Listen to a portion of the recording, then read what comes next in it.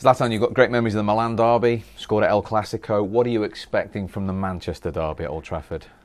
I think, I don't know yet which kind of derby it is, but I see the surrounding or speaking about the game, the media or building up the game, the derby, let's say, and yeah, it's two clubs from the same city, so I expect a fantastic atmosphere and a good game. Two good quality teams that play against each other, that plays for the title, and two clubs that wants to win the title, and a lot of things happening in both of the clubs. So there is a lot of things to talk about. There certainly is. As a player, do you approach derby games any differently? Do you get extra motivated, more adrenaline? I mean, the big games, who doesn't like to play the big games? The big games is nice to play. It's a fantastic feeling, and but for the preparation, I try to prepare myself in the same way like every game, because for me every game is like a final. I need to win every game. If I win, I do my job, and that's the way it works, because at the end you see the guy who lifts the trophy. You don't remember one game, you'll remember the trophy you lift. And would the Premier League trophy complete everything for you in your career? I think it's a big challenge. I won a lot of trophies, and in every country I came, I won. If I could win here, it would be fantastic. But the only thing would be, what would they talk about then? There would not be anything to talk about. So depends what I want. If I want them to still talk or not. I think they'll always still talk. Don't worry. We'll find something new. How have you found life at Manchester United? How would you describe the start you've had personally? I think the team has done good. I know we can do much more. Of course, obviously, we are in the beginning. We have played 3 official games. We took 3 points in every game. So the results are more than fantastic, because we have full out of 3 games, and the team is doing good. We are improving. Everything is new. So we are at the start of the championship, and from here we will become better and much better, and even better than that. So the more time we spend together, the more time we train together, the better we get, which is normal, because a lot of things happening in the club. You have the new coach, you have the new staff, you have the new players. Not one, you have a new couple of players, losing some players. So the situation is what it is, but you build it up. You make the puzzle come together, and when it's there, it's difficult to beat it. You mentioned the new coach there. I mean, how important is he to you? Does he understand you more than most coaches you've had? Yeah, but he's not a new coach for me. I had him before. That's what I mean. I mean, was that important for you? I mean, for me, a relationship between a player and a coach has to be between a player and a coach. I know this coach from before. I know what he wants. I know his demandings. I know what he goes for. He's a winner. I see myself as a winner also. I like to win. I'll do everything to win. He thinks the same thing. And he won. And I won. We won when we were young. And we will win when we are a little bit older. And not old. A little bit older. What sets him apart? What makes him such a special coach? Wherever he went, he won. Wherever he went in different teams, when he was in Porto, for example, he won the Champions League. Nobody expected to win the Champions League. In short time, he is very successful, and that not every coach has, because you have coaches that builds up, and the clubs have a lot of patience with them. But this coach, he make in short time big success, and he's direct with everyone. He's not a coach that goes behind you and tell you behind your back. He will tell you, if you're not good enough, you're not good enough. And I prefer that it's like that, instead of have somebody that doesn't say anything to you, and your situation is so and so, but you think it's good because you don't hear anything. And he does what he needs to do to win, and he'll make sure he win.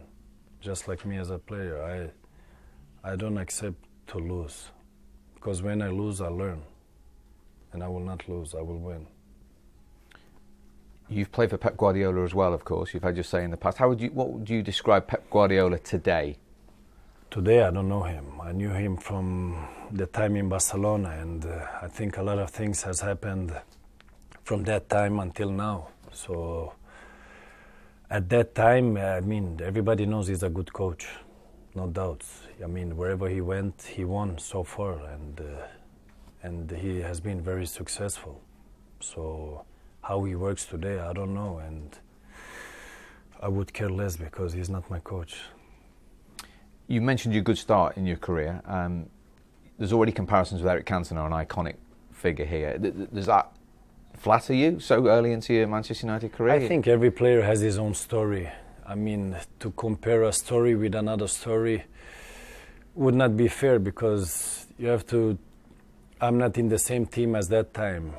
He's not in the same team like I am now. So I think every player makes his own story. Then for the people around, I mean, there will always be talks. They compare the players, this and that. Yeah, it goes like it goes. But for me, if they talk about me and the story he had, I take it as a compliment because he did a fantastic